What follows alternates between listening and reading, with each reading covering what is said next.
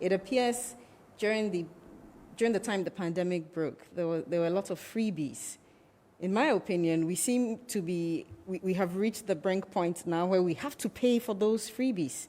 You agree?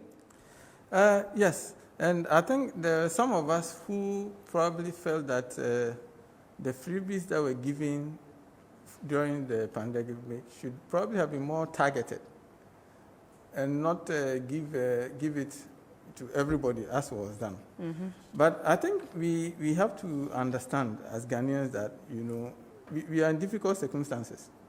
We have, so in essence, the difficulties we have right now is probably partly due to the pandemic, but it's also partly due to some of the difficult choices that we have failed to make in the past. So, we've spoken. Can we call that mismanagement?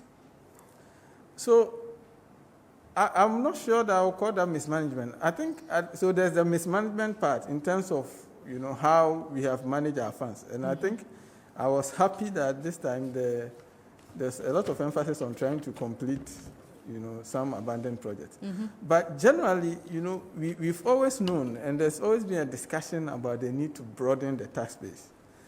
That obviously requires a lot of hard work. And the current government has done some effort in terms of the digitization, but it appears that it's not yielding fruit enough. So ultimately, the fact that we have not broadened the tax base means that every time we need to raise more revenue, we go back to almost the same old increasing things. Taxes or introducing new taxes. Exactly. So I think at the end of the day, so I can understand the anger that Ghanaians are feeling at this time, but we have to understand also that there's no free lunch. If we want to keep enjoying freebies, at some point we have to pay for it.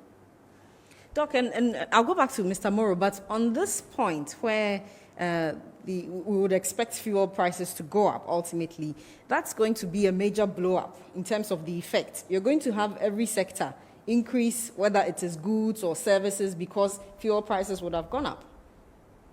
And it doesn't appear that the reliefs that have been announced are enough cushion.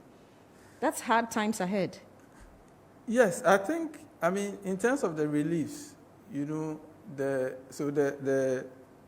Abbas is here, and he has told us that, well, if you look at, taxing, the new taxes that are going on the key inputs for running a transport business, which is fuel, versus the quantum of the relief they are getting. So clearly, they seem like it's not good, it's not happy times. In any case, let's not forget that the reliefs are not broad-based. The reliefs that were announced were for a few sectors. Meanwhile, the new taxes that have been introduced are expected to hit all of us. So, in essence, I think relatively difficult times may come. It might get harder before it gets better. Mm-hmm. But let's just hope that whatever new taxes we are introducing. I think, in particular, the one on the tolls. It's not something that we should criticize too much, because all of us on daily basis complain about our roads and the bad roads that we drive on. Ultimately, we all have to pay for it. The only issue is that we just have to make sure that when we are collecting more tolls, the tolls are being used to fix the roads. When that happens, if I'm paying tolls and I see that the roads are improving, maybe in future when new road tolls are coming, people will be less resistant.